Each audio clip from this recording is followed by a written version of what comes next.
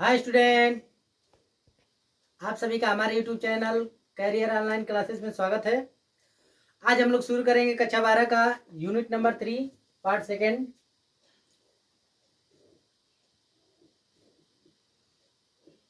परमाणु तथा नाभिक।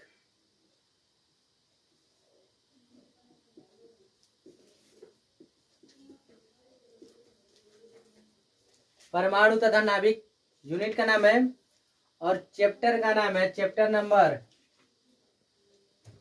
23।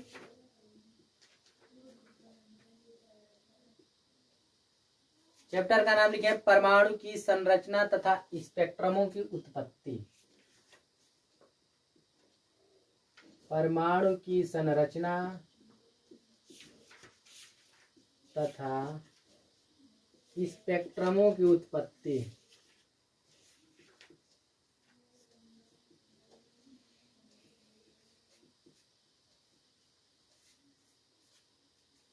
यूनिट का नाम है परमाणु तथा नाभिक और चैप्टर का नाम है परमाणु की संरचना तथा स्पेक्ट्रमों की उत्पत्ति। इस यूनिट 3 से बोर्ड के एग्जाम में 8 नंबर का क्वेश्चन दिया जाता है। तो चलिए आज शुरू करते हैं इसके बारे में। सर्वप्रथम हम लोग पढ़ेंगे परमाणु की संरचना के बारे में। परमाणु संरचना, एटॉमिक स्ट्रक्चर।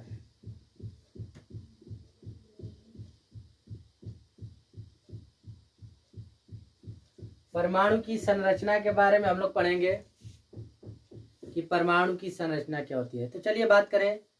देखें, यह घटना है सन 1803 ईस्वी की। सन 1803 ईस्वी में डाल्टन ने, एक वैज्ञानिक थे डाल्टन, और इन्होंने परमाणु के सिद्धांत का प्रतिपादन किया। यानी कि सन 1803 ईस्वी में जॉन डाल्टन ने परमाणु के सिद्धांत का प्रतिपादन किया। इन्होंने यह बताया कि प्रत्येक पदार्थ जो है, प्रत्येक पदार्थ, डाल्टन ने यही बताया कि प्रत्येक पदार्थ छोटे छोटे कणों से मिलकर बना होता है। यानी कि डाल्टन के अनुसार प्रत्येक पदार्थ छोटे छोटे कणों से मिलकर बना होता है। प्रत्येक पदार्थ जो है छोटे छोटे कणों से मिलकर बना होता है, जिन्हें हम क्या कहते हैं? परमाणु कहते हैं। जिन्हें परमाणु कहते हैं। कंफर्म हुआ डाल्टन के अनुसार? यानी कि डाल्टन ने सन 1803 ईस्वी में यह बताया अपने सिद्धांत के अनुसार कि प्रत्येक जो पदार्थ है छोटे छोटे कणों से मिलकर बना होता है और उन्हें हम क्या कहते हैं? परमाणु कहते हैं। कंफर्म हुआ परमाणु किसे कहते हैं? अब देखें, उसके बाद डाल्टन ने एक मत दिया, फिर एक मत दिए डाल्टन ने।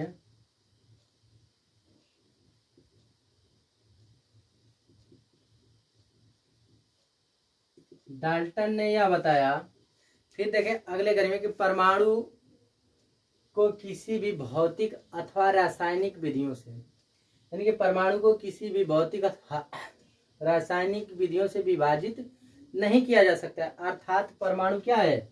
अविभाज्य है। परमाणु अविभाज्य है। यानी कि डाल्टन के अनुसार परमाणु क्या है? अविभाज्य है। यानी कि इसका भौतिक और रासायनिक विधियों से विभाजन नहीं किया जा सकता है। फिर उसके बाद 1897 ईस्वी में कुछ वैज्ञानिक आए, जैसे थॉमसन आए। थॉमसन खोज की किसकी? इलेक्ट्रॉन की। उसके बाद हेनरी बेकुरल आए। हेनरी बेकुरल ने किसकी खोज की? रेडियो एक्टिवता की।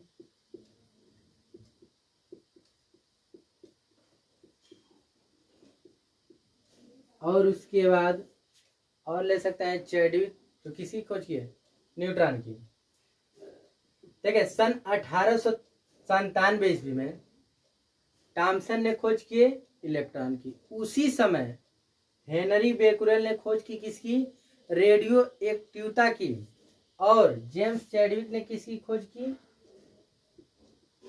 जेम्स चैडविक ने किसकी खोज की, न्यूट्रॉन की। तो इनके अनुसार देखें उसी समय खोज हुआ, थॉमसन खोज के इलेक्ट्रॉन की, हेनरी बेकुरेल खोज के रेडियोएक्टिविटी की, और जेम्स चैडविक जो है खोज की किसकी, न्यूट्रॉन की। उसके बाद आया थॉमसन का परमाणु मॉडल। जब थॉमसन खोज के इलेक्ट्रॉन की तो यहां से निकला थॉमसन का परमाणु मॉडल। तो अब हम लोग सीखेंगे किसके बारे में, थॉमसन के परमाणु मॉडल के बारे में, कि थॉमसन का परमाणु मॉडल है क्या। तो नेक्स्ट हेडिंग बनाएंगे थॉमसन का परमाणु मॉडल।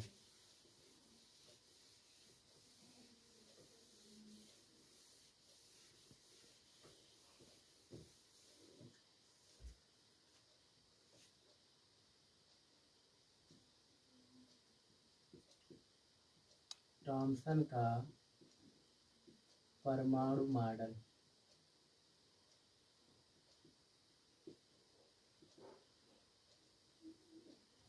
देखिए पढ़ेंगे हम लोग थॉमसन के परमाणु मॉडल के बारे में। थॉमसन ने यह बताया कि परमाणु जो है विभाज्य है। बात समझे, इससे पहले डाल्टन बताए थे कि परमाणु क्या है, अविभाज्य है।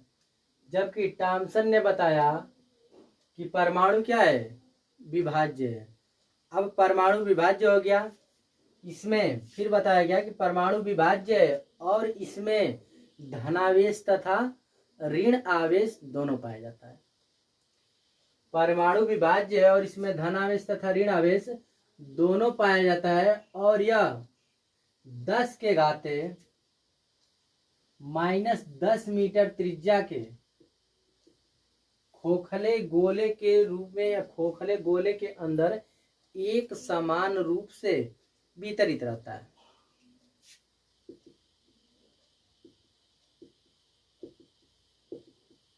देखिए इसमें प्लस चार्ज भी है, माइनस भी है।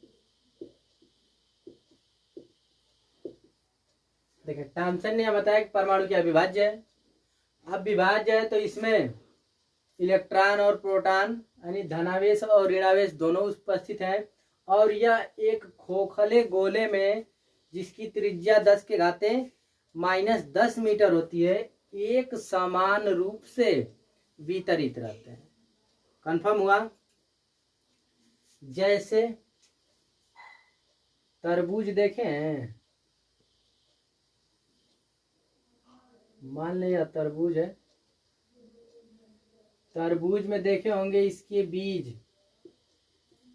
एक समान रूप से वितरित होते हैं।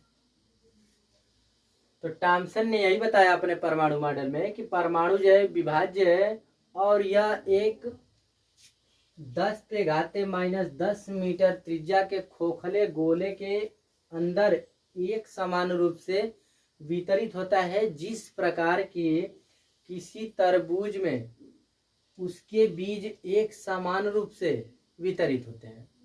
तो यह रहा थॉमसन का परमाणु मॉडल। कंफर्म हुआ। अब हम लोग पढ़ेंगे रदरफोर्ड का अल्फा कणों का प्रकीर्णन प्रयोग, जो एग्जाम में बहुत बार आता है। तो चलिए थॉमसन का परमाणु मॉडल हो गया। नेक्स्ट हेडिंग हम लोग पढ़ेंगे रदरफोर्ड का परमाणु अल्फा कणों का प्रकीर्णन। अभी तक में सबसे इंपॉर्टेंट यही है जो हम लोगों ने पढ़ा, रदरफोर्ड का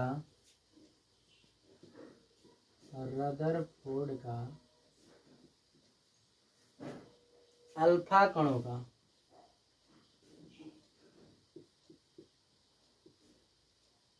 प्रकीर्णन प्रयोग।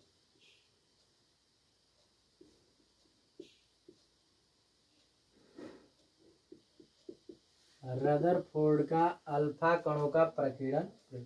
प्रकीर्णन का मतलब होता है किरणों का फैलाव। तो चलिए बात करें रदरफोर्ड के अल्फा कणों के प्रकीर्णन प्रयोग में कि रदरफोर्ड के अल्फा कणों के प्रकीर्णन प्रयोग में हुआ क्या। बात किया जाए तो देखें, अल्फा कणों के प्रकीर्णन प्रयोग में सर्वप्रथम रदरफोर्ड क्या किए कि एक ठो सोने की पन्नी लिए, एक ठो सोने की पन्नी लिए, यह सोने की एक पतली पन्नी है और इसे एक गोलाकार, इसे एक गोलाकार प्रतिदीप्त आवरण, देखें गोलाकार प्रतिदीप्त आवरण। गोलाकार प्रतिदीप्त आवरण का मतलब होता है कि जहां पर हम क्या उत्पन्न करा दें, निर्वात उत्पन्न करा दें। यानी कि यह एक सोने की पन्नी लिए, बोला जाता है स्वर्ण पत्र, और इसे उन्होंने गोलाकार प्रतिदीप्त आवरण के अंदर रखा जहां निर्वात हो। उसके बाद क्या किए कि इन्होंने किसी भी एक रेडियो एक्टिव पदार्थ, इन्होंने एक किसी भी रेडियो एक्टिव तत्व जैसे पोलोनियम या रेडियम या कोई भी रेडियो एक्टिव पदार्थ जो स्वतः अल्फा बीटा तथा गामा किरणों का उत्सर्जन करते हैं। यानी कि रेडियो एक्टिव पदार्थ का मतलब होता है कि वह कण जो स्वतः या वह तत्व जो स्वतः अल्फा बीटा और गामा कणों का उत्सर्जन करें उसे बोला जाता है रेडियो एक्टिव तत्व। तो उन्होंने क्या किया कि किसी भी रेडियो एक्टिव तत्व से निकलने वाले अल्फा कणों को इस पन्नी पर बौछार करा दिए।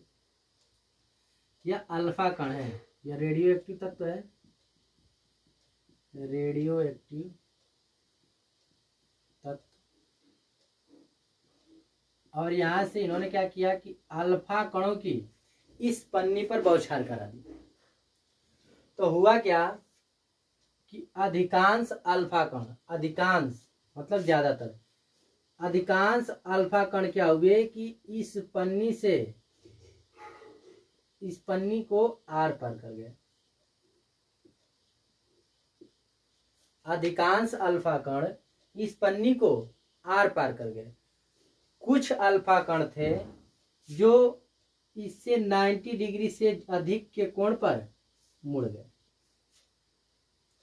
यहां दिखाते हैं हम, देखें यह एक सोने की पन्नी है,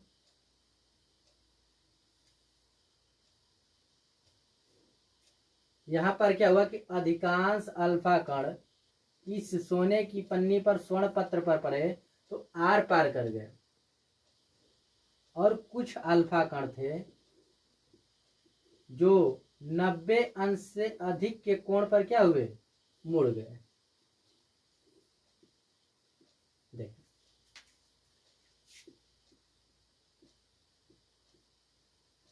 तो रदरफोर्ड ने निष्कर्ष निकाला, निष्कर्ष इन्होंने यह निष्कर्ष निकाला कि परमाणु का जो समस्त द्रव्यमान है, रदरफोर्ड अल्फा कणों के प्रकीर्णन प्रयोग से यह निष्कर्ष निकाले कि परमाणु का जो समस्त द्रव्यमान है, यानी कि इस पूरे परमाणु का जो समस्त द्रव्यमान होगा, इस परमाणु के केंद्र में एक छोटे से भाग में संकेंद्रित होता है। यानी कि पूरे इस परमाणु का जो द्रव्यमान, संपूर्ण द्रव्यमान होगा, इस परमाणु के केंद्र में छोटे से भाग में क्या होगा, संकेंद्रित होगा, जिसकी त्रिज्या 10 के पावर -15 मीटर की कोटि का होता है, और जिसे क्या कहते हैं, नाभिक कहते हैं। कंफर्म हुआ पहला निष्कर्ष। तो पहले यह अल्फा कणों का प्रकीर्णन प्रयोग देख लें, फिर निष्कर्ष हम लिख रहे हैं। दूसरा निष्कर्ष इन्होंने यह निकाला कि नाभिक के चारों ओर, यह नाभिक हो गया, नाभिक के चारों ओर 10 के पावर -10 मीटर त्रिज्या का एक खोखला गोला होता है जिसमें एक समान रूप से इलेक्ट्रॉन वितरित रहते हैं। तो पहले अल्फा कणों के प्रकीर्णन के प्रयोग को समझ लें, फिर उसके बाद हम एक एक निष्कर्षों को लिख रहे हैं। देखें, रदरफोर्ड ने अल्फा कणों के प्रकीर्णन प्रयोग में क्या किया कि सर्वप्रथम एक अल्फा कणों के प्रकीर्णन प्रयोग में उन्होंने एक स्वर्ण पत्र लिया, अर्थात सोने की पतली पन्नी लिए, और इसे एक गोलाकार प्रतिदीप्त आवरण के अंदर रख दिया, जहां पर क्या उत्पन्न हो जाए, निर्वात उत्पन्न हो। फिर उन्होंने क्या किया कि किसी भी एक रेडियो एक्टिव तत्व जो स्वतः अल्फा बीटा और गामा किरणों का उत्सर्जन करते हैं, इससे निकलने वाले अल्फा कणों की इस पन्नी पर बौछार करा दी। तो इन्होंने यह देखा कि अधिकांश जो अल्फा कण थे इस पन्नी को आर पार कर गए, अधिकतर अल्फा कण पार कर गए। कुछ अल्फा कण थे जो इस पन्नी से 90 अंश से ज्यादा के कोण पर मुड़ गए। तो फिर इन्होंने अपने प्रकीर्णन में एक मॉडल दिया और उनके अनुसार एक निष्कर्ष निकाला। कंफर्म हुआ यह? तो इनके निष्कर्षों को लिखा जाए।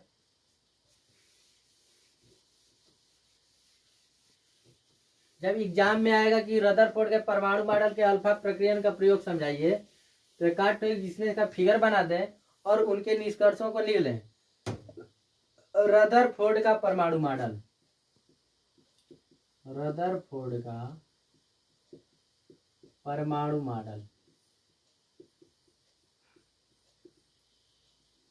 देखें, रदरफोर्ड ने परमाणु मॉडल, रदरफोर्ड ने परमाणु संरचना के अल्फा कणों के प्रकीर्णन प्रयोग से, अल्फा कणों के प्रकीर्णन के प्रयोग से प्राप्त निष्कर्षों के आधार पर अपना मॉडल प्रस्तुत किया और इन्होंने यह बताया कि परमाणु का समस्त द्रव्यमान, परमाणु का समस्त द्रव्यमान, जो परमाणु का समस्त द्रव्यमान होगा उसके धनावेश परमाणु, धनावेश परमाणु के छोटे से भाग में संकेंद्रित होता है। संकेंद्रित का मतलब एक बिंदु पर पड़ता है, संकेंद्रित होता है, जिसे नाभिक कहते हैं। जिसे क्या कहते हैं? नाभिक कहते हैं। और इस नाभिक की जो त्रिज्या होगी, नाभिक की त्रिज्या 10 के पावर -10 मीटर की कोटि का होगा, कोटि का होगा। कंफर्म हुआ? इन्होंने यह बताया कि जो हमारा परमाणु है, इस परमाणु का जो समस्त द्रव्यमान होगा, यानी कि इस परमाणु का पूरा जो द्रव्यमान होगा, एक छोटे से भाग में संकेंद्रित होता है, जिसे हम क्या कहते हैं? नाभिक कहते हैं। यह है नाभिक, और यह क्या हमारा परमाणु है। नाभिक त्रिज्या कितनी होती है? 10 के पावर -10 मीटर।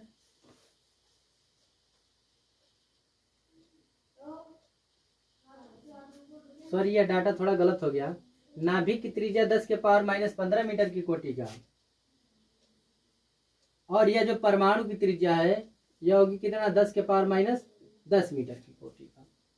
तो इन्होंने यह बताया कि परमाणु का समस्त द्रव्यमान उसके धनावेश परमाणु, धनावेश का मतलब होता है, देखें, किसी भी परमाणु के नाभिक में एक न्यूट्रॉन होता है और एक क्या होता है? प्रोटॉन होता है। यानी कि नाभिक में न्यूट्रॉन और प्रोटॉन ही उपस्थित होते हैं, बाकी इलेक्ट्रॉन क्या होते हैं? नाभिक के चारों ओर कक्षाओं में चक्कर लगाते हैं। यानी कि नाभिक में न्यूट्रॉन और प्रोटॉन होते हैं। तो प्रोटॉन पे कैसा आवेश होता है? धनावेश होता है। और न्यूट्रॉन पे कैसा आवेश होता है? कोई चार्ज नहीं होता है, अर्थात न्यूट्रॉन क्या होता है? उदासीन होता है। अतः नाभिक कैसा होता है? धनावेशित होता है। इसीलिए लिखा गया है कि परमाणु का समस्त द्रव्यमान उसके धनावेश परमाणु के छोटे से भाग में संकेंद्रित होता है, जिसे क्या कहते हैं? नाभिक कहते हैं। और इस नाभिक की त्रिज्या जो होती है कितनी होती है? 10 के पावर -15 मीटर की कोटि का होता है। उसके बाद इन्होंने दूसरे पॉइंट में यह बताया कि नाभिक, आप देखें नाभिक के चारों ओर, नाभिक के चारों ओर, नाभिक के चारों ओर 10 के पावर माइनस 10 मीटर, नाभिक के चारों ओर 10 के पावर माइनस 10 मीटर त्रिज्या का एक खोखला गोला होता है, एक खोखला गोला होता है जिसमें इलेक्ट्रॉन एक समान रूप से वितरित रहते हैं। यानी कि नाभिक के चारों ओर, या नाभिक हमारा है, इस नाभिक के चारों ओर 10 के पावर माइनस 10 मीटर त्रिज्या का एक खोखला गोला होगा जिस पर, जिनमें इलेक्ट्रॉन क्या होंगे, एक समान रूप से वितरित रहते हैं। कंफर्म हुआ? अब देखें, इसमें इलेक्ट्रॉन का जो कुल आवेश होगा नाभिक में उपस्थित प्रोटॉनों पर आवेश के बराबर होगा। यानी कि जितना इलेक्ट्रॉन का आवेश होगा इस पूरे परमाणु का, उतना नाभिक में उपस्थित धनावेश के बराबर होता है। कंफर्म हुआ दूसरा पॉइंट इनका कि नाभिक के चारों ओर 10 के पावर माइनस 10 मीटर त्रिज्या का एक खोखला गोला होता है जिसकी त्रिज्या की 10 के घाते माइनस 10 मीटर त्रिज्या का एक खोखला गोला होता है जिसमें क्या होते हैं, इलेक्ट्रॉन एक समान रूप से वितरित रहते हैं। अब उसके बाद तीसरे पॉइंट में इन्होंने यह बताया कि जो परमाणु का समस्त धनावेश है, परमाणु का जो समस्त धनावेश होगा उसके नाभिक में उपस्थित, उसके परमाणु के केंद्र में स्थित कहाँ होगा, नाभिक में होगा। यानी कि इस पूरे परमाणु का, पूरे परमाणु का समस्त जो धनावेश होगा इसके नाभिक में, इसके परमाणु के केंद्र में क्या होगा, स्थित होगा। इस पॉइंट को लिखना है तो लिखना, नहीं छोड़ दिया जाए। परमाणु का समस्त धनावेश, परमाणु का समस्त धनावेश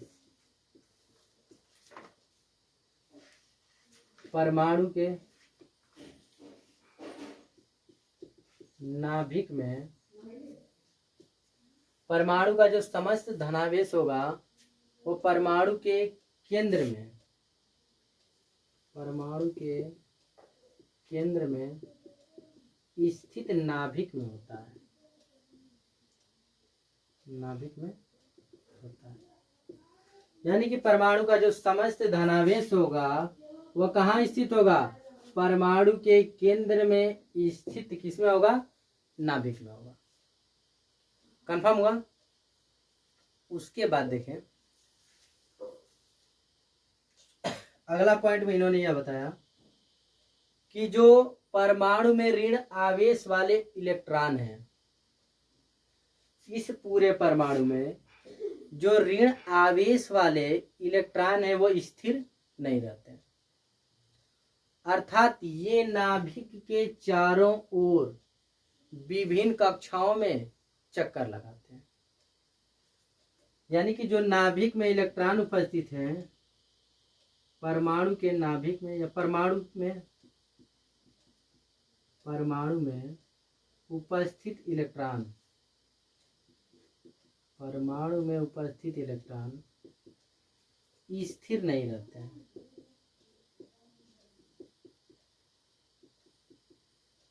यानी कि जो परमाणु में इलेक्ट्रॉन, इस ऋण आवेश वाले इलेक्ट्रॉन है, इलेक्ट्रॉन का मतलब ऋण आवेशित कण, यानी कि परमाणु में उपस्थित इलेक्ट्रॉन क्या होते हैं, या स्थिर नहीं होते हैं या विभिन्न कक्षाओं में क्या करते हैं, चक्कर लगाते हैं।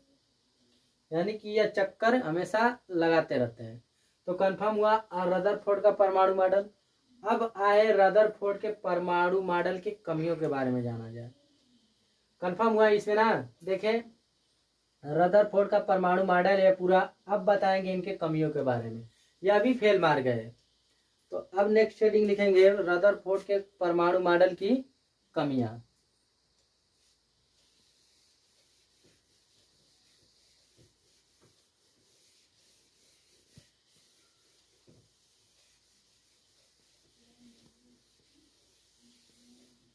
नेक्स्ट हेडिंग बना है रदरफोर्ड के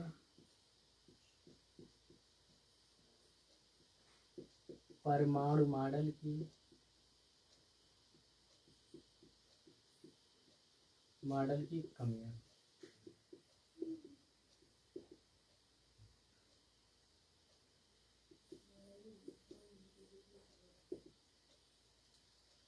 देखिए रदरफोर्ड के परमाणु मॉडल की निम्न दो कमियां थी।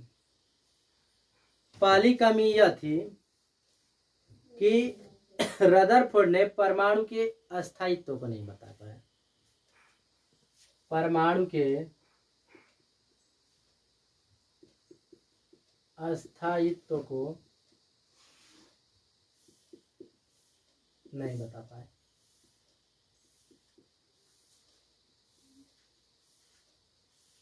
परमाणु के अस्थायित्व का मतलब होता है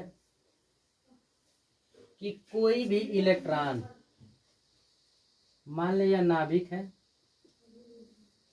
और कोई भी इलेक्ट्रॉन नाभिक के चारों ओर चक्कर लगाएगा तो इसकी ऊर्जा लगातार घटती जाएगी, और यह घटते घटते एक ऐसी कंडीशन आएगी कि इलेक्ट्रॉन कहाँ गिर जाएगा, नाभिक में गिर जाएगा। यानी कि कोई भी इलेक्ट्रॉन नाभिक के चारों ओर चक्कर लगाएगा तो इसकी ऊर्जा लगातार घटती जाएगी, जिसके कारण नाभिक की त्रिज्या लगातार छोटी होती जाएगी, और एक कंडीशन ऐसी आएगी कि इलेक्ट्रॉन नाभिक में गिर जाएगा, अर्थात नाभिक का अस्थायित्व समाप्त हो जाएगा। तो रदरफोर्ड के परमाणु मॉडल की पहली कमी यह थी कि परमाणु के अस्थायित्व को नहीं बता पाए थे। कंफर्म हुआ पहला, यानी कि इलेक्ट्रॉन जब नाभिक के चारों ओर चक्कर लगाएगा तो इसे ऊर्जा चाहिए, और ऊर्जा खर्च होगी, और ऊर्जा न मिलेगी तो इलेक्ट्रॉन घूमते घूमते त्रिज्या छोटी होती जाएगी और कहाँ गिर जाएगा, नाभिक में गिर जाएगा। दूसरी कमी यह थी, दो ही कमियां थी इनकी। दूसरी कमी यह है कि रदरफोर्ड के अनुसार जो परमाणु का स्पेक्ट्रम होता है, परमाणु का स्पेक्ट्रम वह सतत होना चाहिए। सतत बताए थे कि परमाणु का स्पेक्ट्रम होगा कैसा होगा, सतत होता है। किंतु वास्तव में जो परमाणु का स्पेक्ट्रम होगा, परमाणु का स्पेक्ट्रम वास्तव में जो होता है वो कैसा होगा, रैखिक होगा। आगे बताएंगे परमाणु का स्पेक्ट्रम क्या होता है, रैखिक होता है। तो दो कमियां इनके सामने निकल करके आई। इन्होंने परमाणु के स्थायित्व को नहीं बता पाए, और इन्होंने यह बताया कि परमाणु का जो स्पेक्ट्रम होगा वो कैसा होगा, सतत होगा। लेकिन वास्तव में जो परमाणु का स्पेक्ट्रम होता है वो कैसा होता है, रैखिक होता है। कंफर्म हुआ। अब देखिए इनकी कमियों को दूर करने के लिए आए कौन, नील्स बोहर। बोहर नाम के एक वैज्ञानिक है, नील्स बोहर, और उन्होंने अपना क्वांटम सिद्धांत के अनुसार, अरे क्वांटम मैक्स प्लैंक का जो क्वांटम सिद्धांत है उनके सिद्धांत का प्रयोग करके रदरफोर्ड के परमाणु मॉडल की कमियों को दूर किए। अब हम लोग किसको पढ़ेंगे, नील्स बोर का परमाणु मॉडल, और उसमें क्या जानेंगे कि यह जो बताए थे कि इलेक्ट्रॉन जो है नाभिक के चारों ओर चक्कर लगाएगा तो इसकी ऊर्जा लगातार घटती जाएगी, और एक कंडीशन ऐसी आएगी कि यह इलेक्ट्रॉन नाभिक में गिर जाएगा। तो इनकी कमियों को दूर करने के लिए आए कौन सा, नील्स बोहर, एक तो वैज्ञानिक है। तो खत्म हुआ रदरफोर्ड के परमाणु मॉडल। अब एग्जाम में आता है कि रदरफोर्ड के अल्फा कणों के प्रकीर्णन के प्रयोग को समझाइए। तो प्रकीर्णन प्रयोग को समझा देंगे, फिर रदरफोर्ड का परमाणु मॉडल लिख देंगे, और परमाणु मॉडल की कमियां लिख देंगे। कंफर्म हुआ। चले आए बढ़े, अगला हेडिंग डालें नेक्स्ट।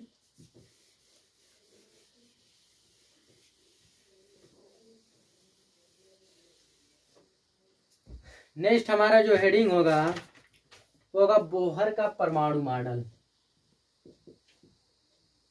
बोहर का परमाणु मॉडल।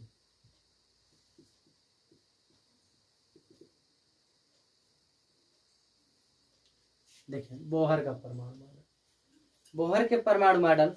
देखिए यह घटना बताए सन 1913 ईस्वी। सन 1913 ईस्वी में बोहर ने क्या किया कि मैक्स प्लांक के क्वांटम सिद्धांत का प्रयोग करके रदरफोर्ड के परमाणु मॉडल की कमियों को दूर किए। रदरफोर्ड की पहली कमी यह थी कि इलेक्ट्रॉन नाभिक के चारों ओर यानी कि परमाणु के अस्थायित्व को नहीं बता पाए। कंफर्म हुआ। इनकी कमी को दूर करने के लिए कौन सा है, बोहर है। और बोहर ने यह बताया कि कोई भी इलेक्ट्रॉन नाभिक के चारों, यह नाभिक है, कोई भी इलेक्ट्रॉन नाभिक के चारों ओर, देखिए नाभिक है और नाभिक के चारों ओर मान ले या कोई इलेक्ट्रॉन है, तो बोहर ने यह बताया कि कोई भी इलेक्ट्रॉन नाभिक के चारों ओर केवल उन्हीं कक्षाओं में चक्कर लगाएगा जिनका कोणीय संवेग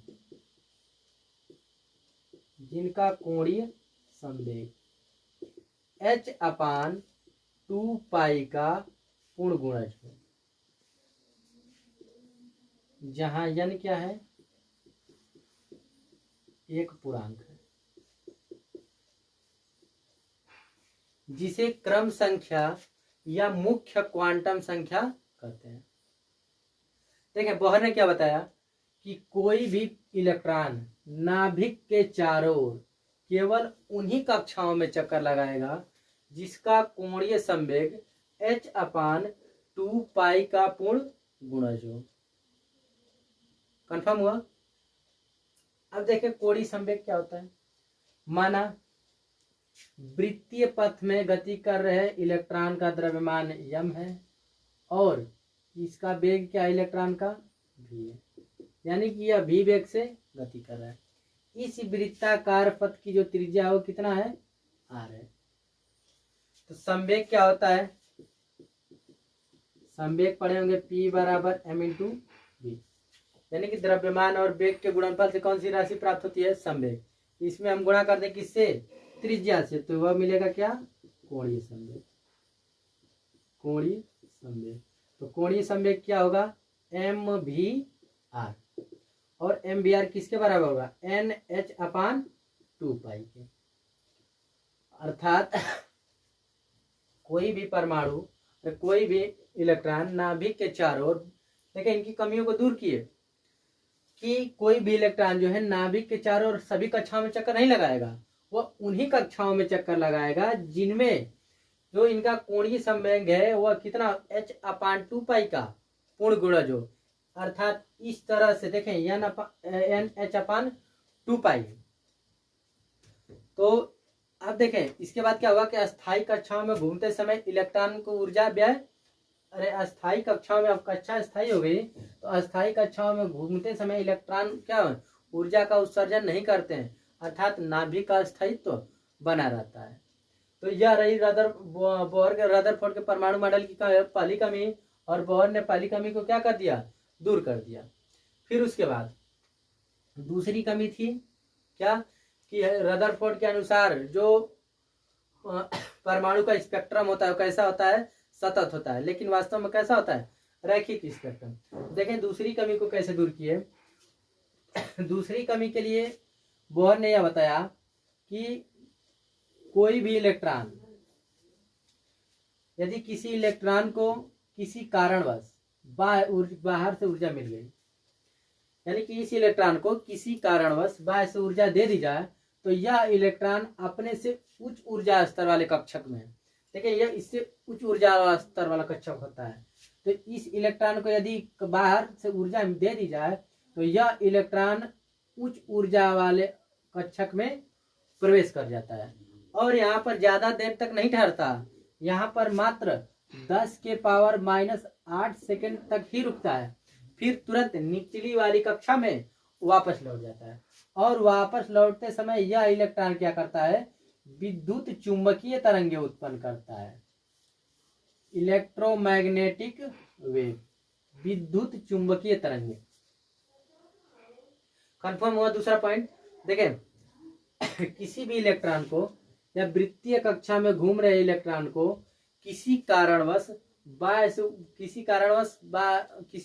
ऊर्जा दे दी जाए तो यह इलेक्ट्रॉन अपने उच्च ऊर्जा स्तर वाले कक्षक में प्रवेश कर जाता है और यहाँ पर मात्र 10⁻⁻8 सेकेंड तक ही ठहरकर तुरंत निचली वाली कक्षा में वापस लौट जाता है। और लौटते समय यह इलेक्ट्रॉन विद्युत चुंबकीय तरंगे उत्पन्न करता है। इससे सिद्ध होता है कि हाइड्रोजन का जो स्पेक्ट्रम है या परमाणु का जो स्पेक्ट्रम है वो कैसा होता है, रैखिक होता है। तो यही दो कमी थी और बोहर ने इन दोनों कमियों को दूर कर दिया। कंफर्म हुआ? इसको लिख लें। दूसरा पॉइंट हम बोल दे रहे हैं।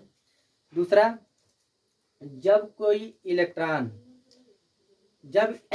दूसरा पॉइंट लिख लें, जब इलेक्ट्रॉन को किसी कारणवश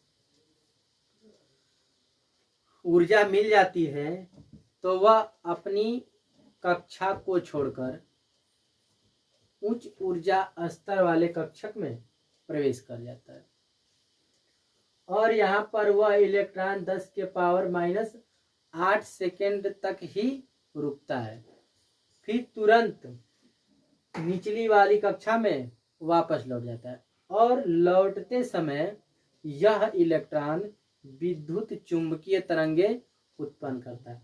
इससे सिद्ध होता है कि जो परमाणु का स्पेक्ट्रम है वो कैसा होता है, रैखिक होता है।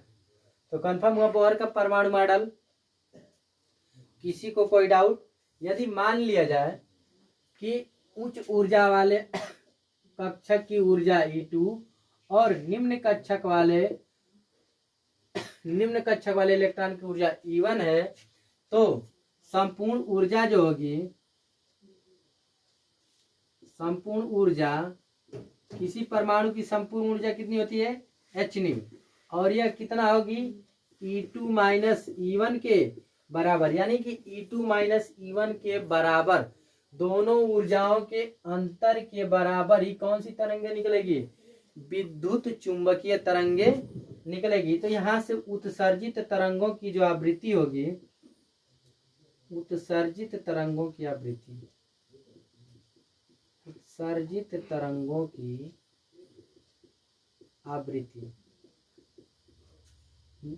को न्यू से कितना होगा, E2 माइनस E1 अपान H, जहां H क्या है, प्लांक नियतांक है, प्लांक नियतांक, और इसका मान कितना होता है 6.67 गुणे 10⁻⁻34 जूल सेकेंड। यानी कि उत्सर्जित तरंगों की जो आवृत्ति होगी कितना होगी, इसे न्यू पढ़ा जाता है, भी नहीं, न्यू पढ़ा जाता है, न्यू। और यह होता है E2, या उच्च ऊर्जा वाले स्तर की E1 और E2 ऊर्जाएं हैं, और H क्या है, प्लांक नियतांक। तो आज का लेक्चर कैसा लगा? यदि यह वीडियो अच्छा लगे तो लाइक, शेयर, कमेंट, सब्सक्राइब करना ना भूलें। आगे हम लोग आप लोगों को पढ़ाएंगे परमाणु की त्रिज्या के बारे में, और बोहर के परमाणु मॉडल से इलेक्ट्रॉन की ऊर्जा, इलेक्ट्रॉन की त्रिज्या और इलेक्ट्रॉन की वेग की गणना कराएंगे। और उसके बाद सबसे मोस्ट जो एग्जाम में हर साल पूछा जाता है वह पढ़ाएंगे क्या, वह पढ़ाएंगे हाइड्रोजन परमाणु का स्पेक्ट्रम, जो एग्जाम में हर साल आता है कि हाइड्रोजन के लिए ऊर्जा स्तर का आरेख खींचिए। तो मिलते हैं अगले वीडियो में। Bye bye, take care. यदि यह वीडियो अच्छा लगे तो लाइक, शेयर, कमेंट, सब्सक्राइब करना ना भूलें।